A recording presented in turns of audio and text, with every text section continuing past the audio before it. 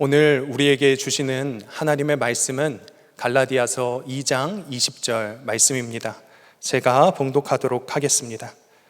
내가 그리스도와 함께 십자가에 못 박혔나니 그런즉 이제는 내가 사는 것이 아니요 오직 내 안에 그리스도께서 사시는 것이라.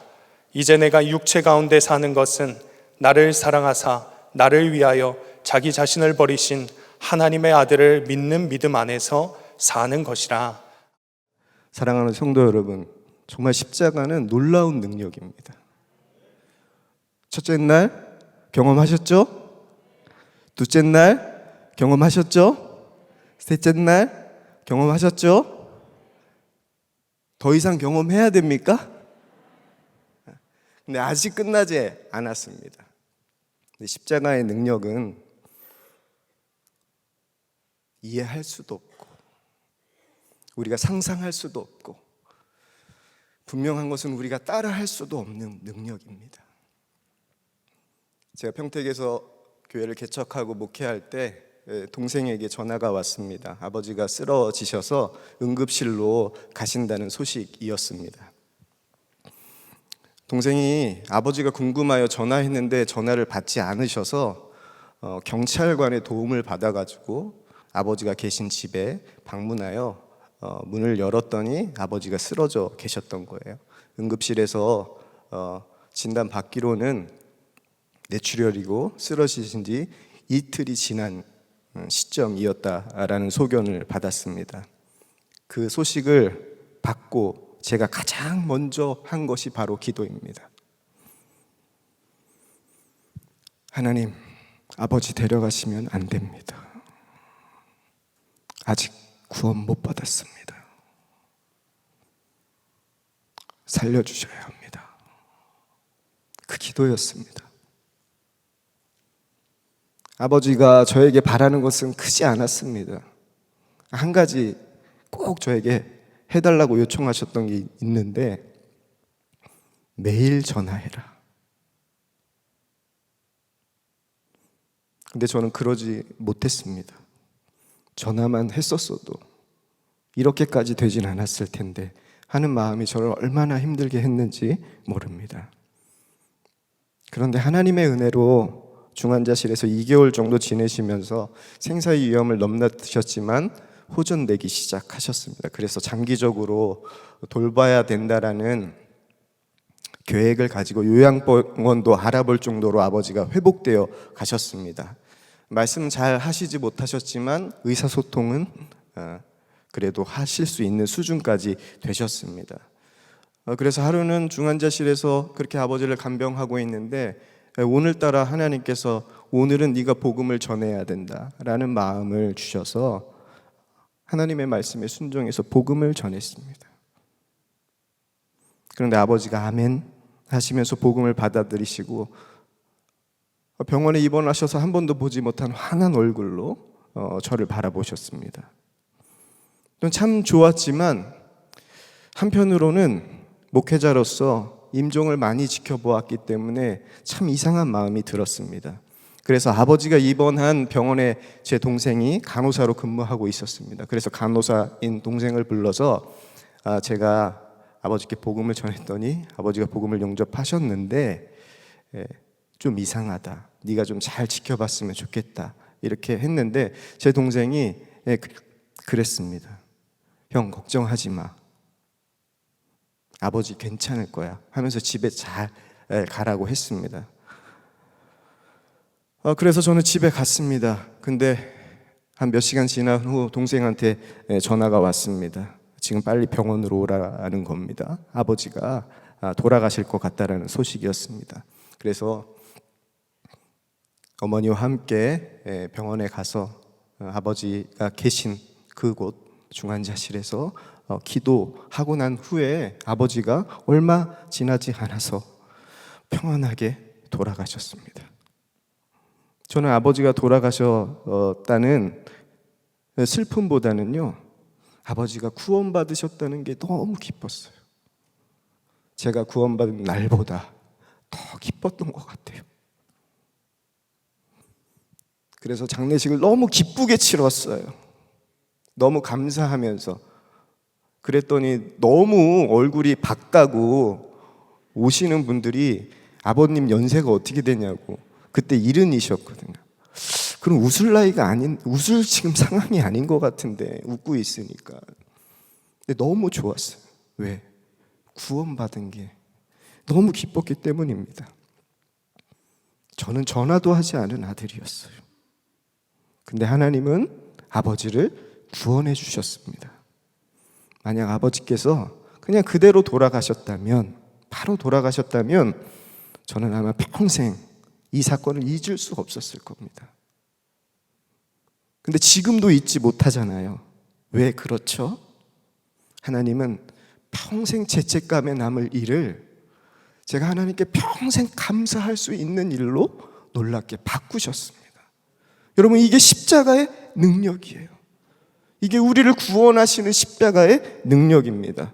여러분, 이해할 수 있겠어요? 상상할 수 있겠어요? 따라할 수 있겠습니까? 장례 조문 중에 한 지인이 제 이야기를 듣고 이렇게 말씀하셨어요. 어떻게 그런 일이 있을 수 있냐고. 나도 지금 열심히 믿지 않고 죽기 전에 회개하고 천국 갔으면 좋겠다고 그렇게 말씀을 하시더라고요. 근데 저는 그 장례식장에서 그분이 저에게 하셨던 말씀이 아직도 가슴에 남아 있습니다. 여러분, 천국 가고 싶으시죠?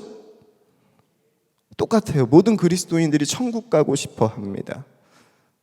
여러분, 십자가의 능력을 믿으시죠? 그럴 줄 알았어요. 모든 그리스도인 십자가의 능력도 믿습니다. 그런데 예수님을 믿고 구원받은 자로 살아가는 것은 힘들어합니다. 어려워해요. 싫어합니다. 구원받은 자로 살아가는 것이 천국의 삶인 것을 누리지 못하고 살아가는 그리스도인들이 너무 많습니다. 왜 그럴까요? 십자가의 능력을 매일 누리며 살아가지 못하기 때문입니다. 십자가는요, 우리를 죄에서 구원하는 능력입니다. 단 한 번만 누리는 능력은 아니에요. 십자가의 능력은요, 죄를 이기며 구원받은 자로 우리의 일상을 살아가게 하는 능력이 십자가의 능력입니다. 우리가 일상에서 매일 누려야 할 능력이 무엇이에요? 바로 십자가의 능력이에요. 이 능력을 누린 사람은 예수님 한 분으로 충분합니다. 이 십자가의 능력이 얼마나 놀라운 것인지 매일매일 일상에서 경험하기 때문에 이 십자가의 능력을 일상에서 매일 누리는 사람은 예수님 한 분으로 충분해요. 그 삶이 천국의 삶이기 때문에 그렇습니다. 이 땅에서 죄를 이기게 구원받은 자로 사는 삶, 그것이 바로 이 땅에서 천국을 누리는 삶이에요. 이 땅에서 천국을 누리고 사는 사람, 그 십자가의 능력을 누리고 사는 사람은요, 항상 기쁩니다. 그 놀라운 십자가의 능력으로 인하여서 범사에 감사가 넘치고, 그 십자가가 우리에게 보여준 확실한 증거 무엇이죠? 우리를 향한 하나님의 사랑, 어느 것에도 끊을 수 없는 그 하나님의 사랑. 그래서 그 사랑 그대로 사랑만 하며 살아가게 합니다. 이것이 십자가의 능력이에요. 이렇게 놀라운 십자가의 능력, 여러분, 누가 누릴 수 있습니까? 좀 자격 조건을 제가 지금 말하려고 합니다. 잘 들으셔야 돼요. 누구든지 주의 이름을 부르는 자는 구원을 얻으리로다. 여러분, 이렇게 놀랍고 이렇게 강력한 그 십자가의 능력을 누릴 수 있는 자격 조건은요, 누구나입니다. 누구나. 오늘 이 시간, 오늘 이 밤이 여러분들 가운데 십자가의 능력, 그 놀라운 능력을 누리는 놀라운 밤이 되길 축복합니다. 이번 설교를 준비하면서 하나님께서 저에게 이렇게 말씀하여 주셨어요. 설교자가 됐는데 기도하면서 준비하는데 설교 준비 끝났다는 거예요. 이거는 설교문을 쓰지도 않았는데 설교가 끝났다고 하니, 여러분, 설교자의 가장 큰 기쁨이 언제 오시는지 아십니까? 설교를 준비하고 난 다음, 그때 그 기쁨.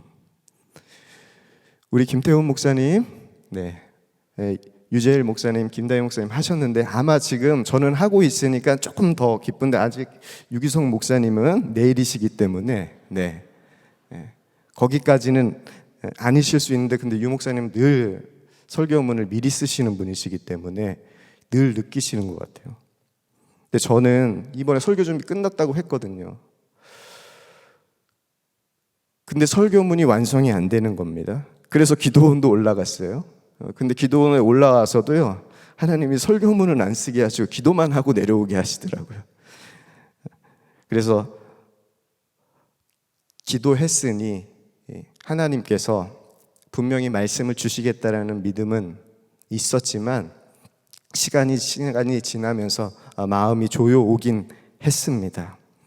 근데 동행일기를 쓰면서 하나님께서 이렇게 말씀하시는 것 같아요. 설교 준비 끝났는데, 이거는 설교 갈라디아서 2장 20절 말씀, 너무 많이 들은 말씀 아닙니까? 아마 우리 성도님들 다 외우고 계시겠죠? 네, 해보진 않겠습니다.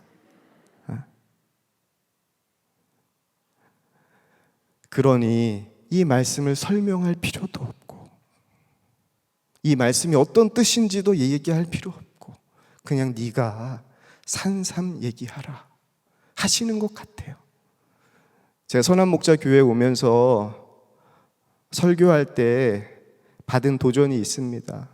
나에게 역사하신 것 외에는 내가 감히 말하지 아니하노라. 바울이 로마서 15장 18절에 말씀하셨던 그 말씀이 저에게도 도전입니다. 그래서 나에게 역사하지 않는 것은 말하지 않겠다. 오늘은 설교이기보다는 제가 여러분, 예수님을 믿고 난 이후 선한목자교회 사역하기까지를 여러분들에게 간증하려고 합니다. 저는 십자가로 구원받았지만 이 땅에서 천국의 삶을 살지는 못했던 것 같아요. 늘 죄의 문제로 시달렸습니다. 이런 제 삶을 돌아보면서 제가 발견한 것이 하나 있었습니다. 예수님을 어떻게 믿고 살았느냐에 따라서 돌아보니까 제 삶이 완전히 달라졌더라고요. 예수님을 믿어도 정말 잘 믿어야 된다는 것을 더욱 분명히 깨닫는 시간이었습니다. 예수님 만나고 저요, 너무 행복했어요. 중학교 2학년 여름 수련회 때 예수님을 인격적으로 만났습니다. 나를 위해서, 나를 사랑하신 예수님께서 자기 자신을 버리셨다는 것, 그게 저한테는 믿어졌어요. 그 예수님의 사랑을 알고 나서 처음으로 제가 눈뜬 것이 제가 죄인이었다, 정말 죄인이었다라는 게 알게 되었습니다. 그래서 제 삶이 달라졌어요. 첫 번째 달라진 삶이 교회 가는 것이 너무 좋았습니다. 여러분들도 오늘 교회 가는 게 너무 좋으셔서 오셨죠? 너무 좋았어요. 나가지 않던 토요일 저녁에 학생부 예배에 나가기 시작했고요. 토요일만이 아니에요. 제가 어릴 적 다녔던 교회는요, 주일 예배 때 학생부 아이들이 9시 예배에 저기에 있는 찬양대를 섬겼습니다. 작은 교회 같죠? 작은 교회예요, 선한목자 교회는. 근데 그 시골에서는, 그 평택에서는 가장 큰 교회였어요. 그래서 학생부 아이들이 9시 예배, 대예배 때, 어른들이란 예배에 한 70명 정도가 찬양대로 서서 찬양을 했습니다. 근데 그 찬양대를 섬기려면 또 여기는 오디션도 봐야 됐습니다. 그래서 용기를 내서 은혜 받았으니까 오디션을 봤거든요. 근데 정말 좋은 타이밍에 봤어요. 제가 친구랑 봤는데 그 친구가 음치였어요. 그래서 제가 붙은 거예요. 그래서 그때부터 열심히 성가대도 나가기 시작했습니다. 성가대에 가려면요, 7시에는 일어나야 했습니다. 왜냐하면 그때 제가 교회에서 집에 집에서 일어나서 교회까지 가려면 걸어서 30분이었거든요. 그러니까 최소한 7시에 준비해서 7시 30분에 나가야지 8시 연습 시간에 도착할 수 있었고요. 8시부터 9시까지 연습하고 성가대에 쓸 수 있었습니다. 이게 제 일과였어요.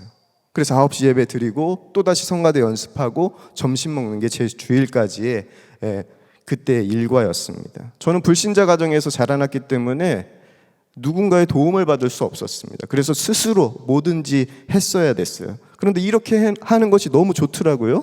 행복했습니다. 그래서 토요 예배도 그렇고 주일 예배, 성가대 빠지지 않고 드렸습니다. 그곳에서 만난 선생님들, 그 선배님들을 보면서 믿음이 뭔지 알아갔던 것 같아요. 그때 생각하면 그냥 교회를 다니는 게 참 재미있었습니다. 친구들과 지내는 것도 저는 좋아해서 학교 생활도 재밌게 했고 교회 생활도 재밌게 했습니다. 근데 돌아보면 그때는 죄를 짓는 것이 제가 무엇인지 잘 모르고 그냥 교회만 다니면 된다고 생각하는 어린아이처럼 그렇게 교회만 즐겁게 다녔던 것 같아요. 근데 중3이 되고 고등학교 올라가는 시점이 되면서 제가 달라진 점이 있었습니다. 달라진 점이 하나 생겼는데 그거는 뭐냐면 지금 교회까지만 다니면 됐잖아요. 근데 이제는 하나님께서 저를 어떻게 사용하시는지 알고 싶어지는 거예요. 그게 고민이 됐어요. 그 전까지 제 꿈은요, 수학 선생님이 되는 게 꿈이었습니다. 좋은 선생님 돼가지고 학교에서 좋은 아이들 키워서 좋은 사람, 이 사회에 헌신시키면 이게 너무 좋겠다. 이게 제 꿈이었는데 하나님께 기도하는데 하나님께서 저에게 주의 종이 되라는 거예요. 주의 종.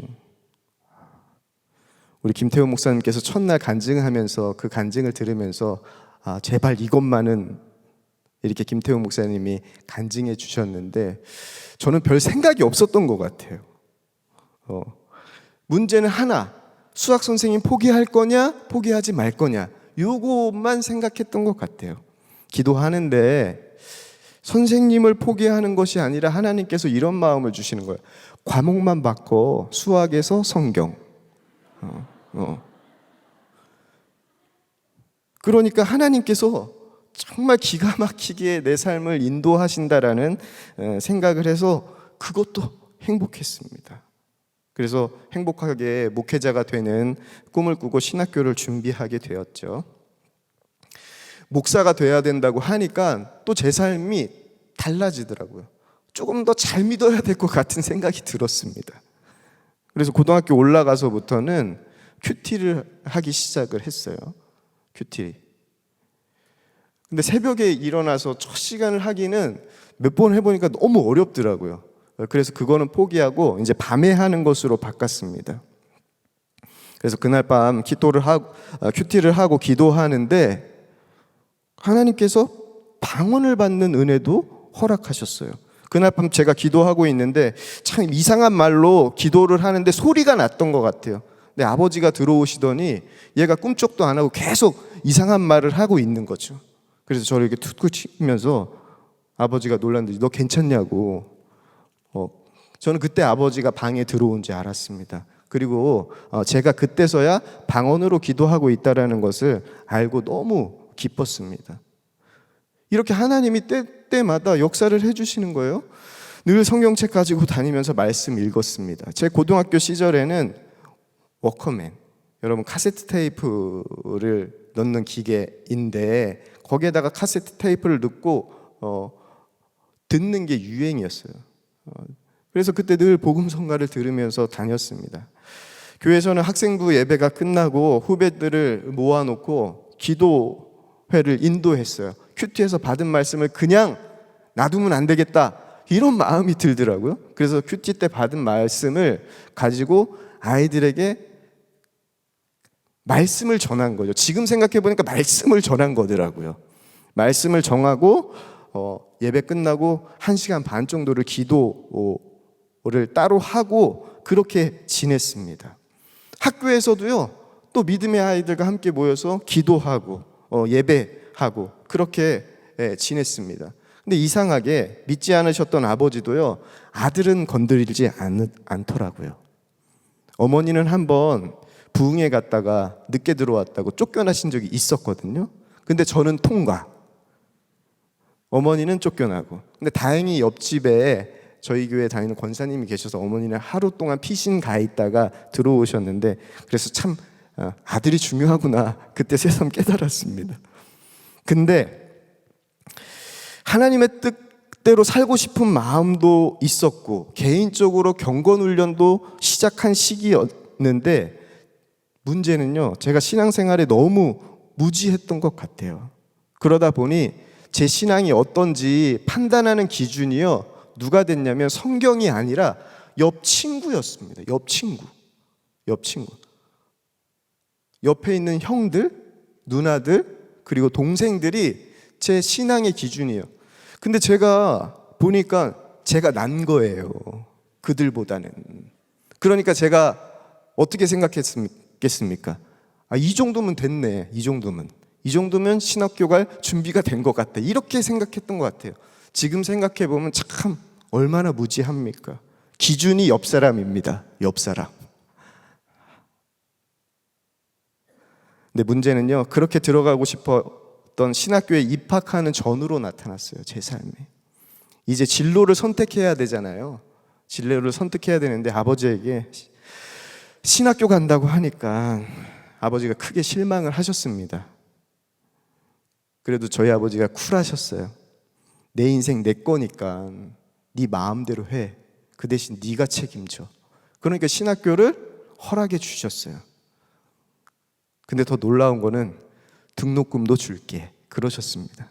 그래서 등록금 걱정 없이 신학교도 다녔습니다. 근데 문제는 신학교에 입학하고 난 후였어요. 제가 꿈꾸던, 늘 고등학교 그때 그렇게 신학교 가는 게 꿈을 꾸고 목회자가 되는 것을 꿈을 꾸고 소망하며 갔습니다. 이제 천국의 삶이 시작되겠다 하고 신학교에 입학했어요. 믿음의 친구들, 믿음의 선배들, 믿음의 교수님들 있으니 그곳이 천국이겠다 했는데 아니었습니다. 생각지도 못한 일들을 선배들을 통해서 듣게 되고 경험하게 되고, 학교에서 배우는 것도요, 지금까지 교회에서 배우는 것과는 너무 사뭇 달랐습니다. 혼란스러웠어요. 그래서 제가 선택한 것, 학교를 안 나가야 되겠다 생각했습니다. 그렇지만 교회는 잘 나갔어요. 이때가 저에게는 가장 큰 혼란의 시기였던 것 같아요. 교회 밖에서 지내는 나, 그리고 교회 안에서 지내는 내가 완전히 분리되었습니다. 교회에 있을 때는 교회가 좋고 밖에 나가면 밖이 즐거워지는 때였던 것 같아요. 그래서 어릴 적 저는 일찍부터 군대에 가고 싶었습니다. 그런데 학교 생활이 너무 싫기도 했고 군대에 일찍 가고 싶기도 해서 군대에 일찍 갔어요. 도피하는 마음으로 일찍 군대에 갔습니다. 그러면서 제 심정은 그거예요. 군종은 절대 하지 않으리라. 이유는요, 평생 목회해야 되는데 군대에서도 목회해야 되나, 이런 생각이 들었어요. 그래서 군생활 재밌게 했습니다. 부끄럽지만 군에서 제 별명이 뭐였냐면 목사였어요. 목사. 사이비 목사. 지금도 군생활 하면서 행정보고관이셨던 분이 저에게 했던 말이 기억이 나요. 그분은 제가 신학생이라는 걸 아셨거든요. 동혁아, 축구하면 내가 욕을 제일 많이 해. 네 목소리가 제일 커. 그런데 제대할 때 그분이 제대 인사할 때 저에게 어떤 말을 하셨냐면 그것도 기억에 남아요. 동혁아, 훌륭한 목사 돼서 꼭 위문 방문 와라. 그 말이 기억에 남아요. 근데 아직까지 위문을 간 적은 없습니다.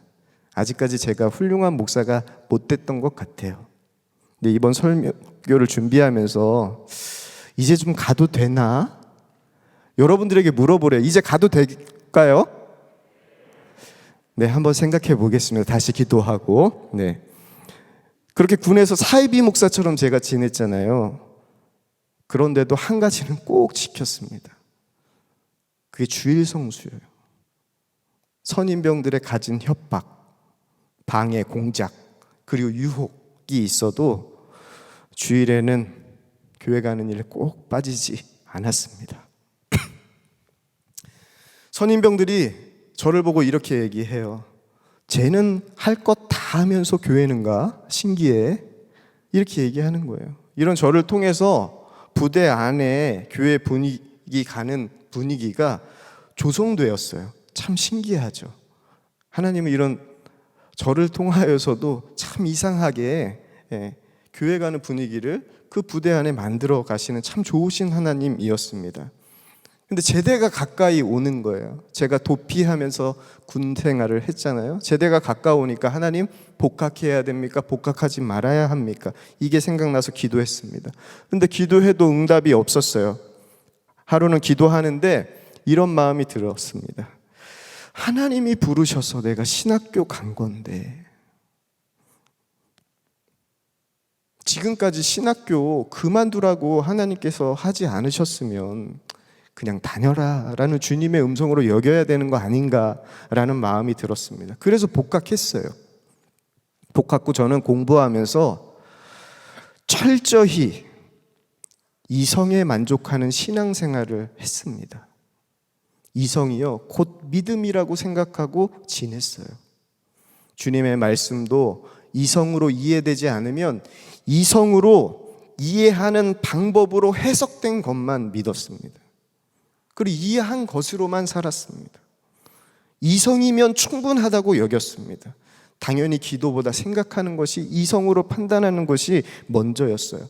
주님을 위하여 산다고 했지만 아이러니하게도 제 인생에 제가 왕으로 살았던 가장 황금기가 바로 신학교 시절이었던 것 같아요.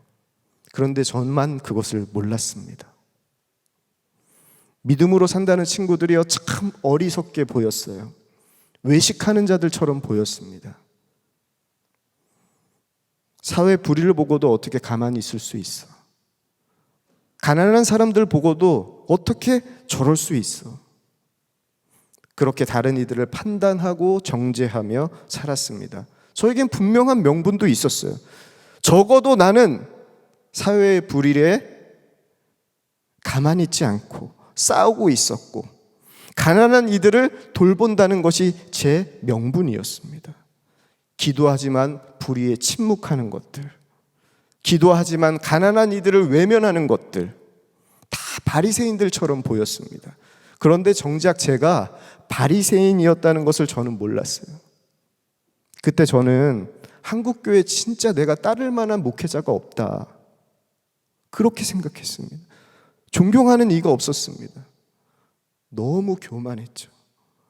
믿음이 있다고 했지만 믿음이 없었습니다. 그런데 교회 사역은 해야 했습니다. 그래서 교회에서는 거룩한 척, 학교에서는 이성을 최고로 여기며 살았습니다. 외식 그 자체로 살았던 것 같아요. 이렇게 사는 것에 갈등이 없었던 것은 아닙니다. 그런데 이것이 제 잘못이 아니라고 생각했어요. 교회가 너무 시대에 뒤떨어진다고 생각했고, 담임 목사님이 너무 보수적이라고 생각했습니다. 내가 앞서가고 있다고 여기며 살았어요. 그러니 목회하는 것이 제가 부끄러웠겠습니까? 부끄럽지 않았습니다. 기도하지 않은 것 아니에요. 말씀 보지 않은 것도 아닙니다. 그런데 주님이 저에게 하신 말씀, 성경에 꼭 기록되어 있더라고요. 어찌하여 너는 남의 속에 있는 티를 보면서 내 눈 속에 있는 들보는 깨닫지 못하느냐. 그러면서 주님이 이렇게 말씀하시는 것 같았어요. 너는 눈이 있어도 보지 못하며 귀가 있어도 듣지 못하느냐.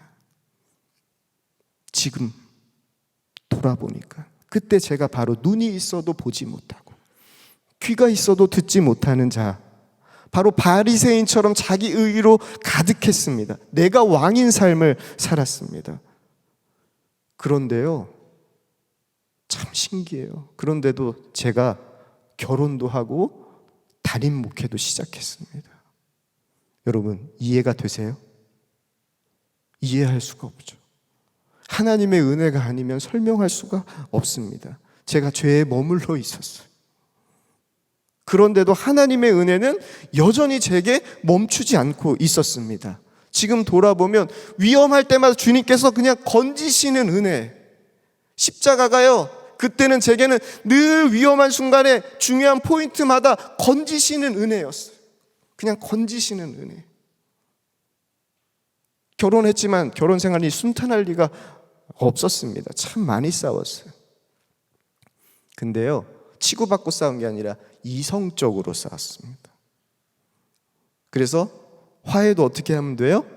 이성적으로 이해가 되면 화해가 되는 거예요. 그런데 제가 처음 담임 목회를 나갔는데 가장 어려웠던 적이 뭐냐면 예배 전에 그렇게 다투게 되는 거예요, 아내랑. 예배 전만 되면. 그러니 제가 아내에게 어떻게 부탁했을까요? 이성적으로 부탁했습니다. 이제 예배 전에는 꼭 싸우지 맙시다. 싸우지 맙시다. 그러면서 한 가지를 부탁했습니다. 만약 우리가 예배 전에 싸우지 않기로 했는데 만약 예배 전에 싸우게 된다면 당신이 무조건 져줘라. 설교자가 마음이 편해야지 설교를 잘할 거 아니냐. 그래야지 성도들이 은혜 받고 교회가 되지. 그러니까 당신이 무조건 져라. 그래서 저는 부부싸움 하면 늘 이겼습니다. 왜요? 매일 설교해야 되니까요. 나 오늘 설교해야 하는데, 그럼 밤에 싸우다가도 제 멘트는 나 내일 새벽 설교해야 되는데, 그제서야 아내가 자기가 매일 져야 한다는 사실을 알게 된 것 같아요. 하지만 그때는 이미 늦었잖아요. 그때 저희 아내는 지금 생각해 보면 나는 죽었습니다. 그 자아의 죽음을 실제적으로 살았던 것 같아요. 근데 저는 내 마음이 편한 것이 중요했습니다. 자아가 충만한 목회자였어요. 아내가 말도 안 되는 제 제안을 왜 받아줬을까 생각해 보니까요, 제가 담임 목회하기 전에 제 아내가 이 선한목자교회에서 교육전도사로 사역하고 있었습니다. 아내는 유기성 목사님과 함께 여기서 뭘 들은 거예요? 나는 죽고 예수로 사는 사람, 그 십자가 복음을 들었던 전도사였고, 저는 그것을 안 들은 전도사였고, 그러니까 하나님께서 섭리로 나는 죽었다 그렇게 아내가 지게 하셨던 것 같아요. 근데 저는 결혼하면서 참 복을 많이 받았습니다. 늘 저주르는 아내를 만난 것도 복인데, 믿음의 가정이 아니었잖아요, 저는. 근데 믿음의 부모님을 만난 게 그렇게 좋더라고요. 그리고 형제 중에 또 감리교회에서 목회하는 형님이 계신 거예요. 동서가. 그것도 참 저에게는 큰 은혜였습니다. 목회자 부부였던 형님 처형 부부가 복음학교에 다녀오면서 저희 부부에게 복음학교 좀 다녀왔으면 좋겠다. 이유를 묻지 마라. 다녀와라. 이렇게 강권하는 거예요. 복음, 기쁜 소식. 내가 예수님도 믿고 살고 있는데, 이미 복음도 알고 있는데 무슨 복음학교를 가야 되나, 이런 생각이었어요. 제가 가기 싫다고 거절했는데 그냥 가라 이렇게 얘기하시더라고요. 제 10년 선배님이시거든요. 그러니까 제가 2006년 1월 1일부터 한 주간 복음학교에 참여했습니다. 그때 그 복음학교가 바로 선한목자교회에서 열렸어요. 마음을 열지 않고 참여했기 때문에 처음에 지겨웠습니다. 은혜도 없었어요. 그런데 주님께서 저를 만지셨어요. 제가 처음으로 죄의 덩어리라는 것을 알게 되었습니다. 죄에 넘어질 수밖에 없는 이유가요, 제가 죄의 열매만 회개했다는 것을 알았어요. 십자가를 통해서 죄의 뿌리가 바로 나라는 것을 알았습니다. 나 자체가 선한 것이 하나 없는 악한 존재라는 것을 그때 알고 제가 정말 충격을 받았어요. 그러면서 그동안 제가 살았던 삶을 돌아보니까요, 제 삶이 그냥 죄 그 자체였더라고요. 제가 그 사실을 알고 얼마나 통곡하고 회개했는지 모릅니다. 그때 제가 우상처럼 잡고 있었던 것, 그게 뭐였죠? 이성적인 목사. 그때까지 제가 어떤 목사 되고 싶어요 하면 저는요, 똑똑한 목사 되고 싶어요. 그게 제 꿈이었어요. 제가 그렇게 신뢰했던 것은 예수님이 아니었습니다. 이성이었고 제 자신이었어요. 그때 나의 이성, 나를 십자가에 못 박고 나의 죽음을 경험하는 큰 은혜를 누렸습니다. 선한 목자교회가 저에게 그 은혜를 받을 수 있는 기회를 준 곳이었어요. 그동안 내가 얼마나 복음에 무지했는지 그때 알았습니다. 복음학교 마치고 돌아와서 제가 주일 예배를 섬기는데 복음학교에서 받은 은혜만 나누면 됐어요. 그냥 눈물 그 자체였어요. 몇 주간 눈물 그 자체였습니다. 잘 처음 눈을 떴으니 죄의 문제가, 죄의 종로로 타는 그 옛사람, 자아 때문이라는 것을 알고 제가 그때부터 자아의 그 문제를 가지고 살았던 것 같아요. 그런데 곧 저는 자아의 눈을 뜬 이유가 더 문제라는 것을 알게 되었습니다. 그 이전에도요, 저는요, 예수님 잘 믿고 싶었어요. 그 답이 이성이라고 생각했고, 그래서 철저히 이성적으로 믿으려고 했습니다. 이성의 한계 있다는 거 알았습니다. 이성의 한계가 나타나면 그때 주님의 신비가 채워지면, 한계가 나타나면 그때부터 주님이 필요하다고 생각했어요. 문제는 자아의 죽음을 경험했지만요, 얼마 지나지 않아 제가 다시 옛사람으로 돌아갔다는 거예요. 기도 부족했어요. 말씀도 부족했어요. 순종도 부족했어요. 다 부족했습니다. 아, 그래, 내가 부족해서 그런가 보다 그랬습니다. 그래서 주님 뜻대로 살아보려고, 말씀대로 살아보려고 애도 썼습니다. 하지만 죄의 문제는 여전히 저를 괴롭혔습니다. 하지만 죄와 씨름했습니다. 죄와 씨름한다는 것만으로도 제 믿음이 나아지고 있다라고 여겼어요. 그러면서 믿음은 한 번에 성장하는 것 아니니까 잘할 것이라는 기대로 살았어요. 그렇게 목회하고 목사 안수를 받았습니다. 근데 처음 부목사로 사역하기 위해서 면접 보았거든요. 선한 목자교회가 아니라 다른 첫 번째 부목사로 사역했던 곳입니다.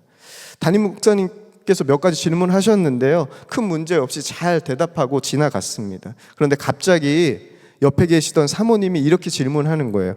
중생을 어떻게 생각하세요?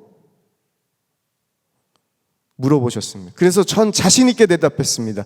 중생을 생각해 본 적 없습니다. 여러분, 저는요, 중생이 무엇이죠? 그때 옆에 저를 추천했던 목사님이 제 옆구리를 찌르더니 이렇게 얘기했습니다. 거듭남에 대해서 어떻게 생각하냐고. 근데 제가 거듭남에 대해서 생각해 본 적이 없다라고 대답한 거예요. 그때서야 제가 어떤 대답을 했는지 알고, 거듭남을 어떻게 생각하냐고 물어보셨을 때 이렇게 늘 생각하고 있습니다. 이렇게 대답했어요. 근데 면접을 보고 난 다음에 목사님께서 이렇게 말씀하셨습니다. 함께 사역하시죠. 여러분, 중생도 생각해 본 적 없는 목사를 뽑아준 교회, 그 교회예요. 제가 감사하고 있습니다. 그때 담임 목사님께서 저를 왜 뽑아주셨나 생각해 보니까, 그때 제가 안수를 받기 전에 전도사 때 면접을 본 거였거든요. 그래서 안수 받으면 그 교회를 가기로 하고 약속했는데, 이 전도사님을 다른 교회에 보내면 분명히 사고 칠 것 같으니까 나라도 데리고 있어서, 나라도 훈련시켜서 사용하자, 그런 마음으로 뽑으셨던 것 같아요. 그래서 제가 부목사로 사역했던 교회는 365일 전도하는 교회로 한국교회에 전도로 영향력을 끼치는 교회였습니다. 복음 전하는데 정말 마음을 다하여 최선을 다하는 교회였어요. 그 교회에 부임하고 나서 그 교회는 우리 교회 속회를 목장이라고 부르는데, 우리 교회 지역장님들을 대목자라고 불렀습니다. 그 대목자 권사님에게 제가 이렇게 물어보았어요. 권사님, 일주일에 교회에 몇 번 오세요? 그렇게 물어봤는데요. 권사님이 저에게 이렇게 말씀하시는 거예요. 목사님, 저희 교회에서는 그렇게 물어보시면 안 돼요. 하루에 몇 번 오세요? 이렇게 물어보셔야 돼요. 그래서 제가 그 권사님에게 그럼 하루에 몇 번 오세요? 이렇게 물어보니까 최소 2-3번은 와요. 여러분도 그러시죠? 네. 성전기도 하시러 최소 2-3번은 오시죠? 이런 성도님들과 제일 매일 전도하고 신방하면서 그분들의 열심이 얼마나 대단한지 감동도 받고 제가 목회하는데 얼마나 힘이 되었는지 모릅니다. 이런 성도들이 있는데 목사가 땡 하고 집에 갈 수 있겠어요? 저도 사역하면서 거의 교회에서 살았던 것 같아요. 그런 분들과 함께 사역하면서 함께 기도하고 함께 전도하고 함께 신방하면서 저도 참 열심히 사역했습니다. 그래서 참 많은 은혜를 누렸어요. 그래서 이제는 믿음으로 살 수 있는 것 같은 거예요. 제가 자신감도 생겼습니다. 많은 은혜를 누렸지만 근데 여전히 제 안에 죄의 문제는 계속해서 따라다녔습니다. 열심히 했으니까 조금 놀아도 된다는 생각이 제 안에 있었어요. 이만큼 했으면 됐지 얼마나 더 할까? 이런 생각이 제 마음에 있으면서 스스로 대견해하면서 죄의 유혹이 올 때마다 이기지 못하고 넘어졌어요. 열심히 있다고 죄의 문제가 해결되지 않는다는 것을 그때 알았어요. 열심히 하고 있으니 때가 되면 해결되겠지. 그냥 생각하고 그렇게 넘겼습니다. 저는 열심히 살았던 것 맞아요. 그런데 이 삶이 누구를 위한 삶이었냐 물어보면 주님을 위해서 살았습니다 라고 대답할 수 없었습니다.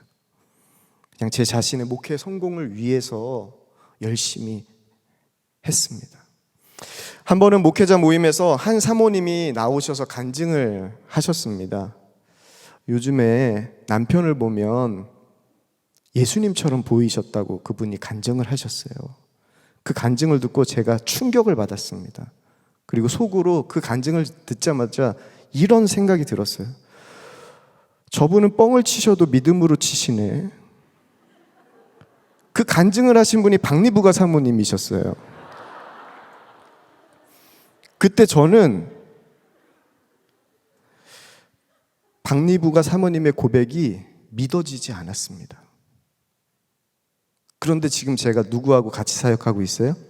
박리부가 사모님하고 같이 사역하고 있습니다. 근데 가까이에서 사모님을 보고 지내요. 그런데 지금은 믿어져요. 사모님께서요, 목사님을 예수님으로 보는 믿음이 있으셨어요. 믿음으로 목사님을 보니까 목사님 안에 계신 예수님이 보이신 거예요. 그래서 남편을 예수님께 하듯 순종하신다는 것을 제가 옆에서 보니까 알아요.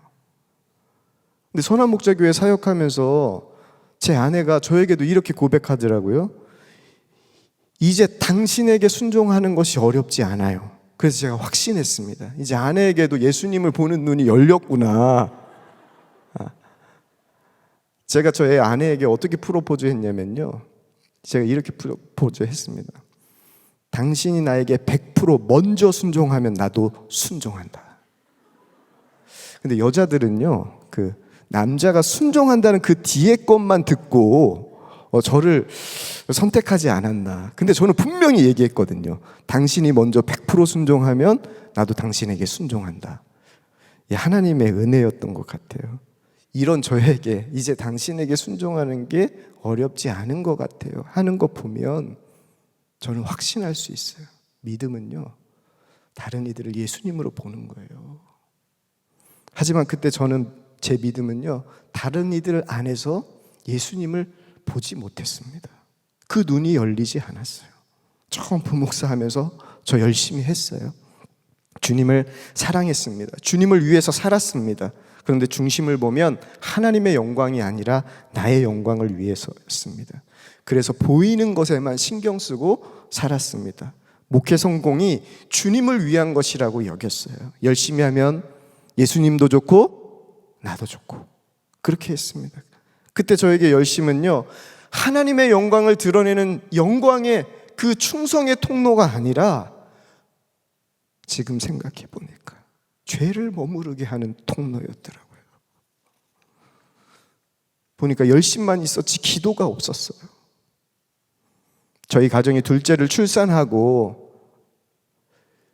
그때 그 첫 번째 교회에서 둘째를 출산하고 담임 목사님께서 저희 축복하기 위해서 산후조리원에 오시는 날 제가 모시고 올라가는데 저희 장모님도 엘리베이터에 같이 타고 그 산후조리원으로 올라갔는데, 그러다가 그 목사님께서 제 칭찬을 막 하시는 거예요.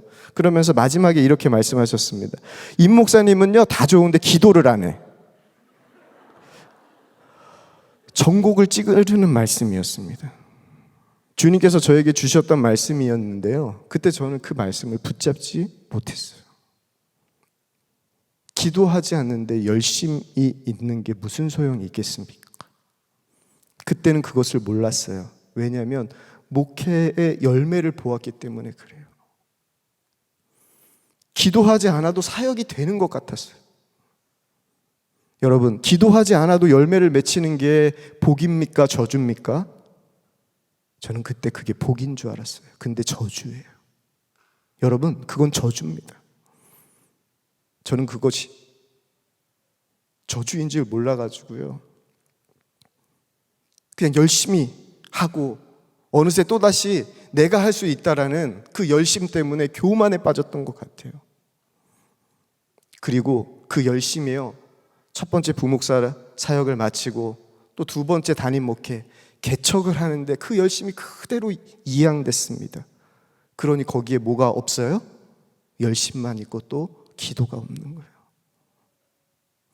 제가 원한 곳은 개척할 때 부흥할 수 있는 곳, 몫이 좋은 자리였습니다. 그런데 주님은 저를 사창가 입구로 인도하셨어요. 저는 사창가에서 목회하면서 놀라운 건 제가 받아야 될 칭찬은 다 받은 것 같아요. 그냥 다들 교회 오시는 분들마다 어떻게 여기에서 개척을 하게 되셨냐고, 어떻게 이런 곳에서 개척할 생각을 하시게 됐냐고. 제가 생각한 건 아니거든요. 근데 그 칭찬을 제가 다 받은 거예요. 어떻게 이렇게 돼서 목회할 수 있냐고 격려해 주시고 다 칭찬해 주셨습니다.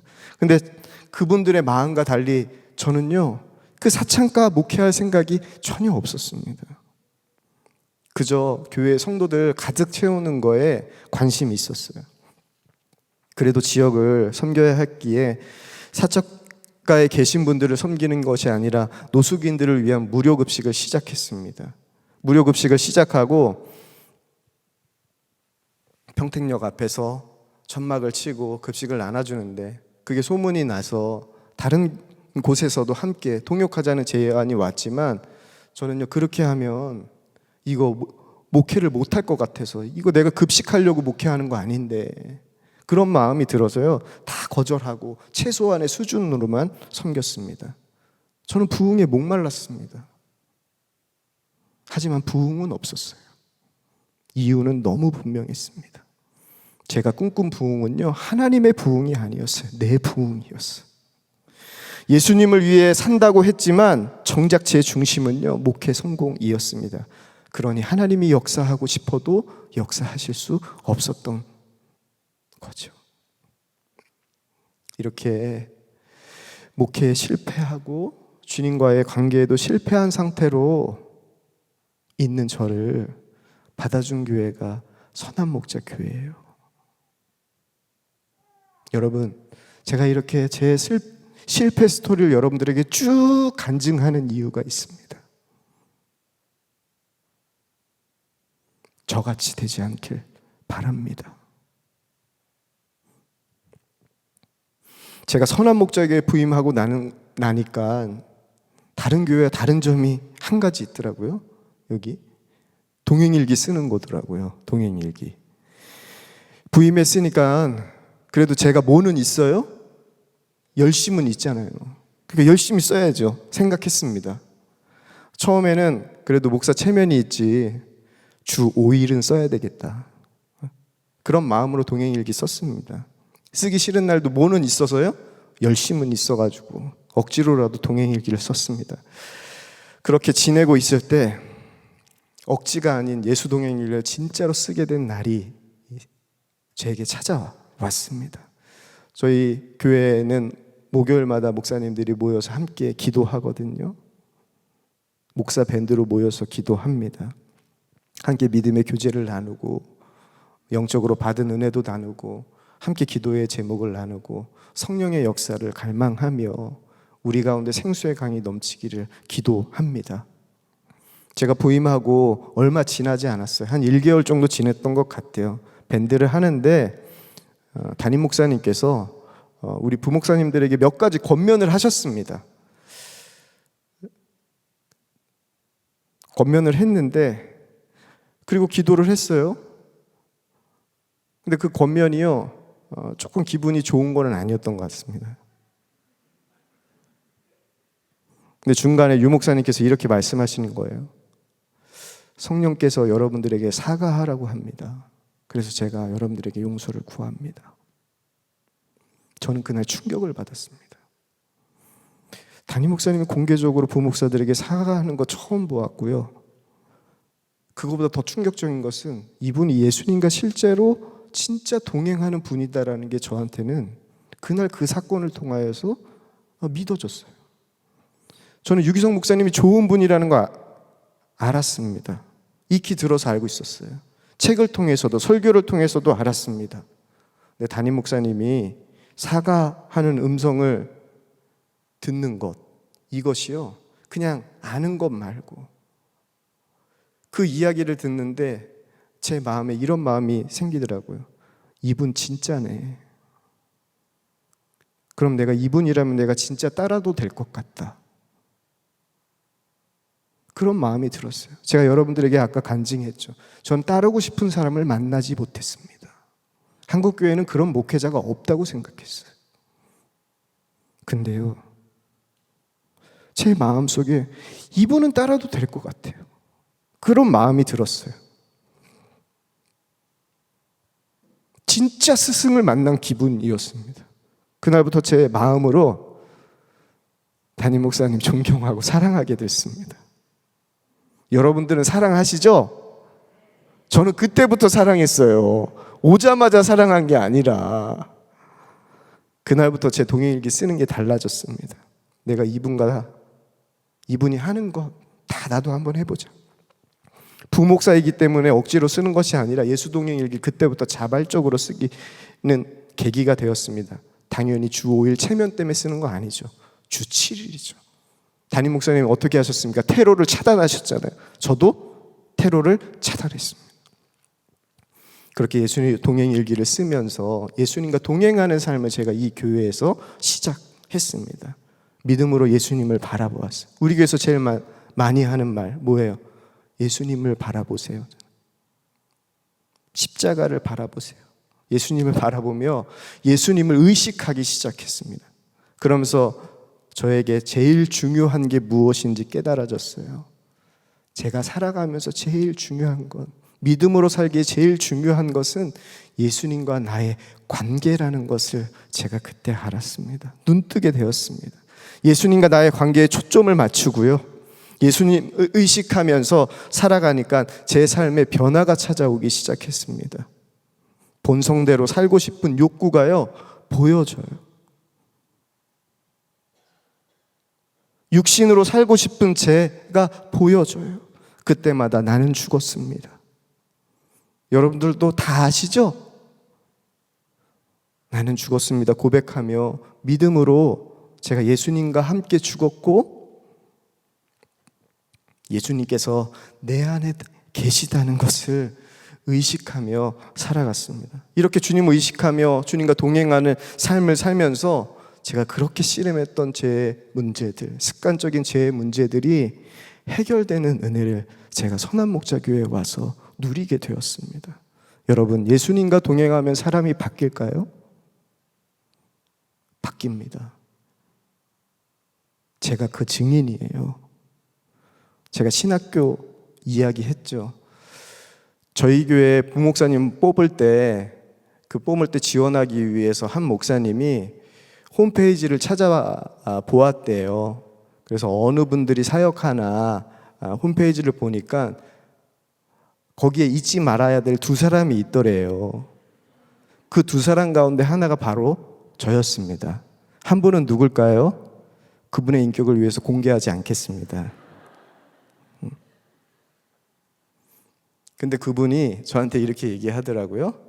담임 목사님 쓴 책 중에 제목 중에 하나가 주 안에 사람은 바뀐다라는 제목의 책이 있죠. 그것을 들면서 저한테 주 안에 사람은 바뀐다, 저를 보면서 그런 이야기를 해 주시더라고요. 예수님과 동행하면서 죄를 이기고 나는 죽고 예수로 살게 된다는 것을 저는 점점 더 확신하게 되었습니다. 이게 누구를 통해서 나타나요? 내가 변하면 나와 가장 가까이 있는 가족들이 가장 먼저 알게 됩니다. 저희 어머니가 선한목자교회에 두고두고 감사하고 있습니다. 아들이 바뀌었대요. 아들이요, 그렇게 가르치는 목사였는데, 엄마한테 그렇게 잔소리하는 목사였는데, 이제 아들이 엄마에게 순종하는 목사가 됐대요. 그러면서 선한목자의 교회에 내가 감사하고 또 감사하고 감사해야지, 그러면서 새벽마다 기도하신다고 고백을 하세요. 그리고 제 아내도 고백했잖아요. 이제 당신에게 순종하는 것이 어렵지 않아요. 근데 제가 예수님과 동행하면서 저도 참 바뀌면서 큰 복을 받았습니다. 큰 변화가 있는데요, 제가 목회 성공이 바뀌었다는 거예요. 목회 임지에 대한 자유가 제 안에 부어졌습니다. 이게 제가 이 교회에 와서 받은 정말 큰 복 중에 하나예요. 여러분, 부목사의 꿈이 뭡니까? 담임 목사가 되는 게 꿈이에요. 그래서 부목사에게 가장 두려운 말은요, 평생 부목사해라. 그런데요, 어느 날 주님께서 저에게 너 평생 부목사해라 하신다고 하면 내 마음은 어떨까 생각해 보니까요, 괜찮겠습니다 주님, 그런 마음이 들더라고요. 김다희 목사님, 저 평생 부목사해도 됩니다.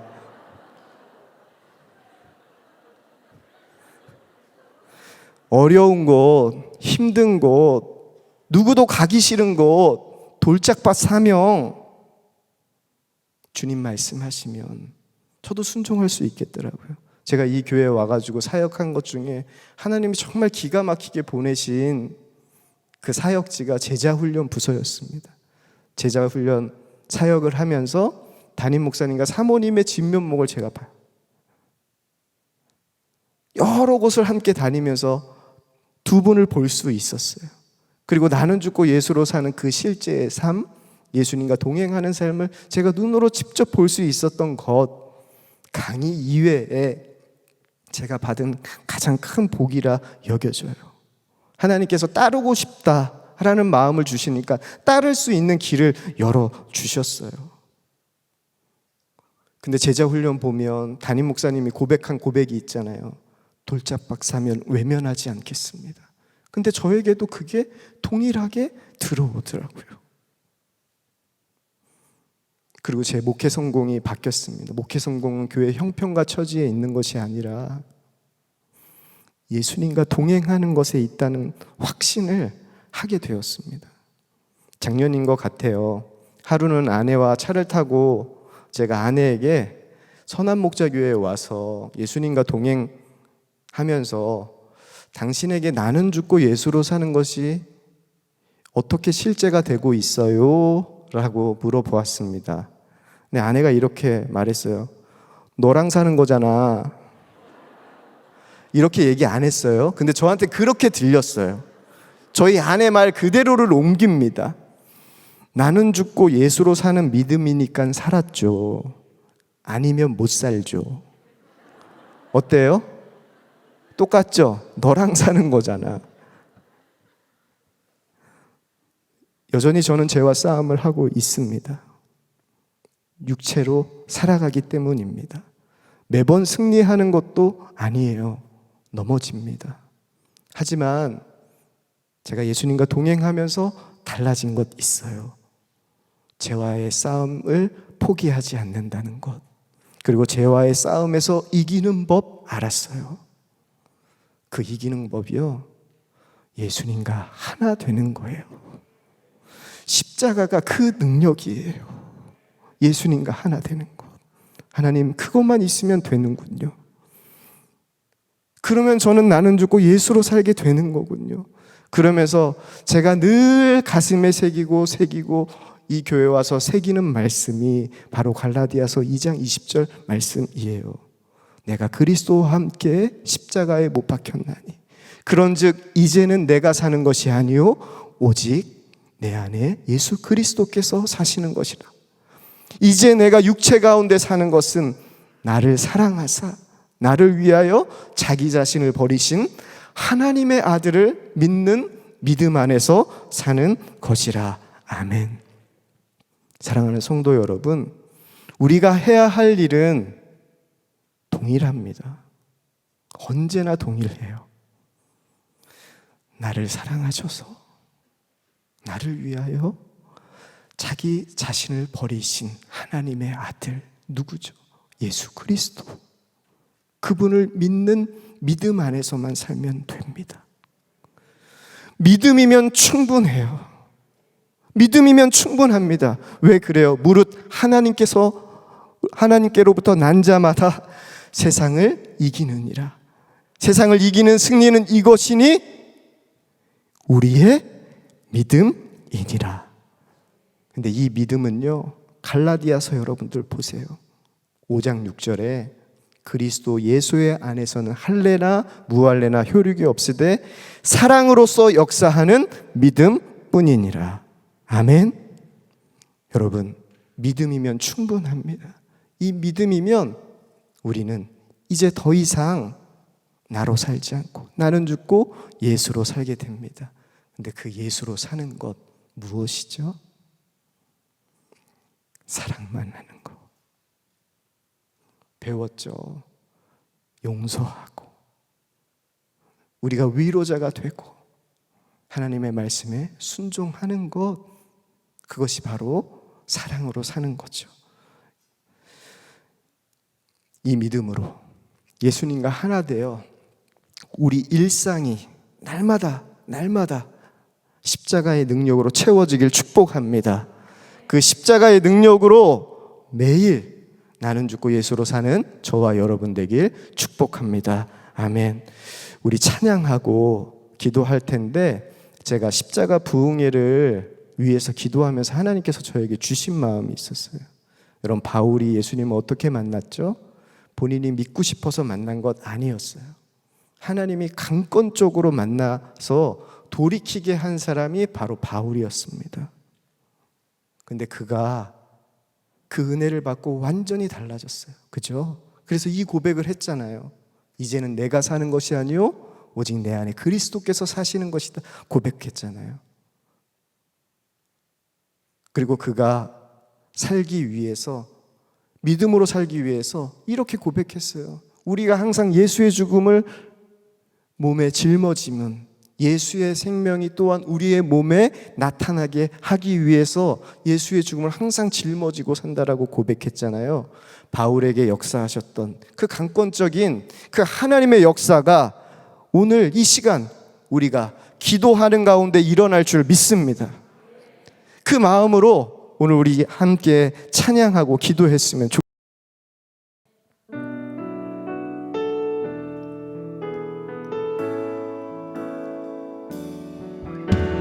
주 앞에 나와 제사를 드리네. 마음 열어 내 삶을 드리네. 주를 봅니다. 끝없는 사랑 나 회복시키네. 이제 눈 들어 주 보네.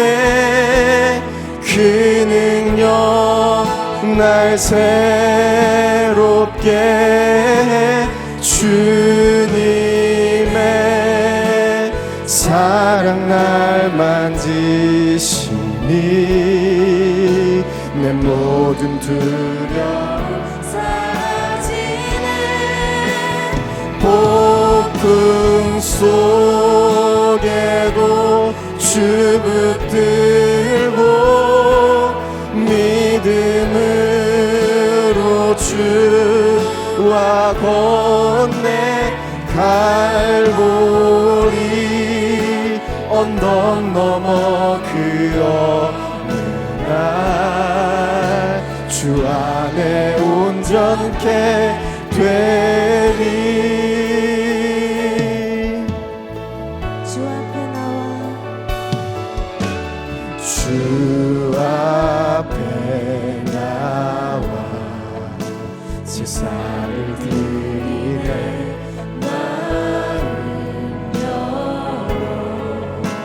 내 삶을 드리네. 주를 봅니다. 끝없는 사랑 나 회복시키네. 이제는 들어 주 보내. 그 능력 날 새롭게 해 주님의 사랑 날 만지시니 내 모든 두려움 사라지네. 폭풍 속에도 주 붙들고 믿음으로 주와 건네 갈보리 언덕 넘어 그 어느 날 주 안에 온전케 되리. 이제 눈 들어 주 보내. 그 능력 날 새롭게 해 주님의 사랑 날 만지시니 내 모든 두려움 사라지네. 폭풍 속에도 주 붙들고 믿음으로 주와 건네 갈보리 언덕 넘어 그 어느 날 주 안에 온전케 되리. 나의 믿음 주께 있네. 십자가 능력이 내 영광 되었네. 주께서 우리를 승리케 하셨네. 나의 능력 나의 소망 주께 있네. 나의 믿음 주께 있네. 십자가 능력이 내 영광 되었네. 주께서 우리를 승리케 하셨네. 나의 능력 나의 소망 주께 있네. 이 시간 우리 믿음으로 기도합시다. 믿음이면 충분합니다. 하나님, 이 시간 애통하는 마음을 부어 주소서. 이제 내 마음대로 살고 싶은 마음을 십자가에 못 박게 하여 주시옵소서. 나의 왕됨이 완전히 사라지게 하여 주시옵소서. 모든 죄를 회개하고 정결하게 하여 주시옵소서. 이 시간 우리의 습관적인 죄가 완전히 끊어지게 하여 주시옵소서. 우리 다 함께 주여 한번 부르짖고 기도하겠습니다. 주여 아버지 하나님, 이 시간 우리에게 통하는 마음을 허락하여 주시옵소서. 하나님 회개하는 마음을 하나님 우리에게 허락하여 주시옵소서. 우리의 죄를 볼 수 있는 눈을 활짝 열어주시길 소망합니다. 하나님 내 마음대로 살아주옵소서. 하나님 내 마음대로 하나님 나의 탐욕과 정욕을 하나님 이 시간 십자가에 완전히 못 박게 하나님 죄 덩어리인 하나님 나의 사상 하나님 오늘 이 시간 완전히 십자가의 능력에서 하나님 건진받는 시간 되게 하여 주시옵소서. 주여 이 시간에 통하는 마음 하나님 모든 죄악들이 하나님 우리 가운데 보여지게 하여 주시고 하나님 앞에 고백하게 하여 주셔서 하나님 모든 죄가 하나님 해결받는 시간 되게 하여 주시옵소서.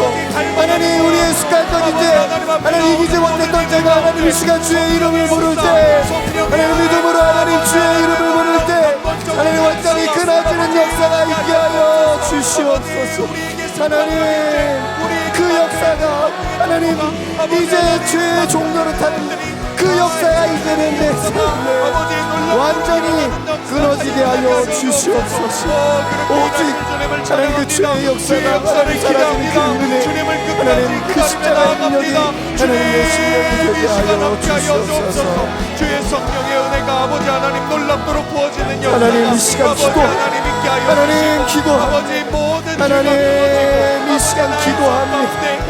오직 십자가의 능력 하나님 우리의 완전하심이 하나님 온전히 우리 심령 가운데 임하시 되게 하여 주시옵소서.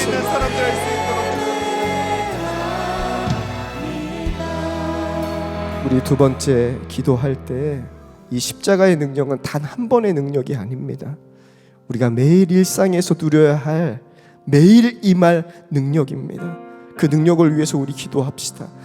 하나님 항상 주님 바라보며 주님이 내 안에 계심이 믿어지게 하여 주소서. 날마다 예수님과 하나 되어 십자가의 능력으로 이제는 나 죽고 예수로 살게 하여 주시옵소서. 우리 다 함께 주여 한번 부르짖고 기도하겠습니다. 주여 아버지 하나님 십자가의 능력은 아닙니다. 하나님 매일매일 하나님 십자가의 능력으로 살길 원하시는 하나님 주의 마음이 하나님 우리 가운데 부어지게 하여 주시옵소서. 항상 주님 바라보며 하나님 예수님이 내 안에 계시며 하나님 예수님이 내 안에 계심이 하나님 믿어지게 하여 주시옵소서.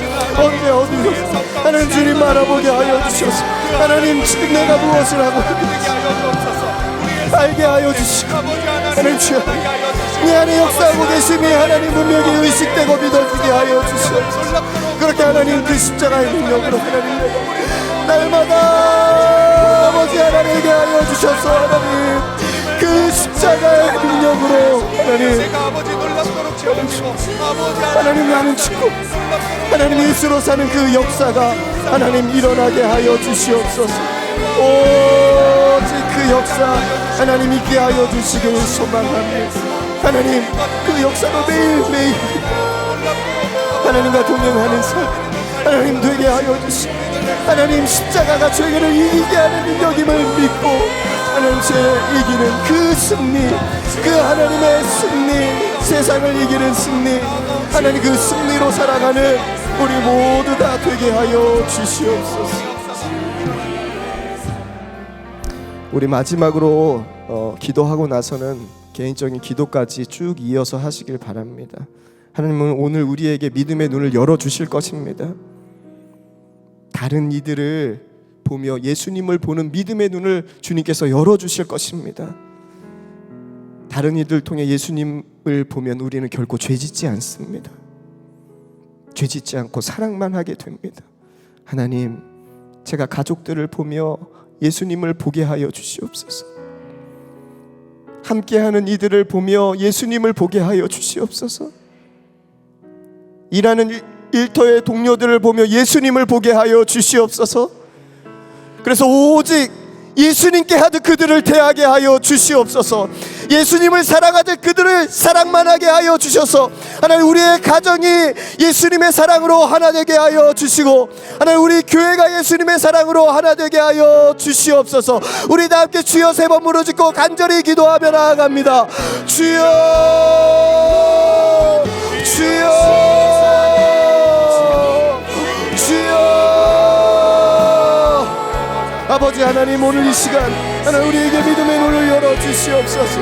하나님 예수님을 볼 수 있는 믿음의 눈을 열어 주시옵소서.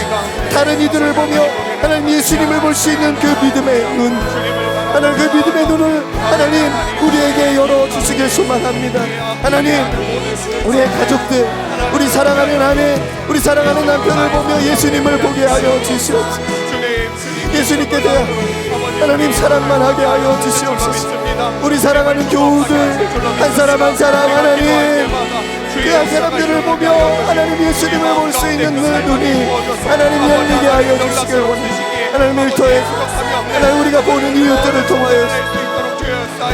통하여서 하나님 예수님을 보는 그 은혜가 하나님 우리 가운데 있게 하여 주시길 소망합니다. 그래서 진정으로 하나님 예수님의 그 십자가에서 하나님 사랑을 하나님 우리도 하나님 우리도 사랑만 하게 하여 주시옵소서. 죄를 이기고 하나님 사랑만 그 은혜를 하나님 우리 가운데 허락하여 주시옵소서. 하나님 역사하여 주시고 인도하여 주옵소서. 그렇게 일하실 주님을 찬양합니다. 주의 역사를 기대합니다. 주님을 더욱더 바랍니다. 주님을 구하며 나아갑니다.